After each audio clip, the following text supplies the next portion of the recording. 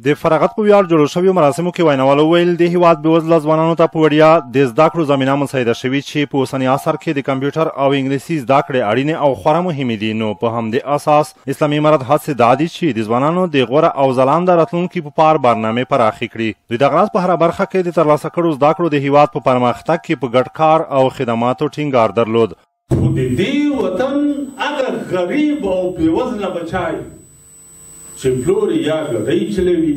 او یا دهقان ده او یا د اړیکې نو د هغې بچای دا پیسې نه لري چې په نورو کورسونو او تعلیمي ادارو کې درس ووایي. دا زمینه د اطلاعات فرهنګ ریاست د هغې چا د پوره ده چې دوی بېوزله وي نورو کورسونو کې فیس نشي پرې کولی او دا اطلاعات فرهنګ ریاست دا د زون مکلفیت بولي چې د دې وطن د بېوزلو بچیانو ته په اطلاعات کلتور کې وړیا درس ویل. انشاءالله موږ ډاډ ورکوو دا به انشاءالله تر خپله هڅه پورې پوره کوشش کوو چې دا به تر هر وخت کوو هر کال به یې کوو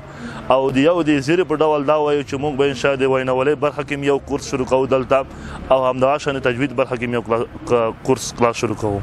زما د فارغو زده کوونکو نه دا هیله ده چې دوی په دغه زده کړو باندې بسنه ونه کړي او نورو ځایونو کې هم کورسونه تعقیب کړي په مرکز کې کورسونه تعقیب کړي ځکه زموږ د هیواد د ابادۍ او پرمختګ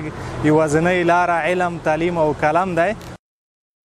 فارغ زده کوونکي هم خوښ وو او د ویاړ ځای بلل چې په وړیا توګه یې د کمپیوټر او انګلیسي زده کړې تر یوه بریده بشپړې کړې او لا یې د ته ورته ښوونیزو مرکزونو او برنامو د پراختیا هیلې درلودې.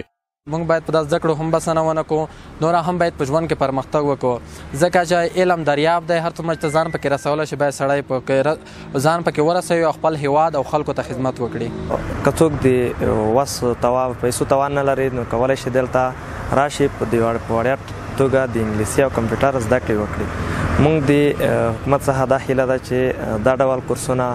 لا هم ډېر شي. دا دریمه دوره د فراغت ده چې د کمپیوټر او انګلیسي ژبې په برخو کې 50 تنه زده کوونکي په وړیا زده کړې ترلاسه کوي او د مهال فراغت لیکونه ورکړل شول. د مسؤلینو په خبره چې لا به هم په اړونده برخه کې فعالیتونه او هڅې دوام لري.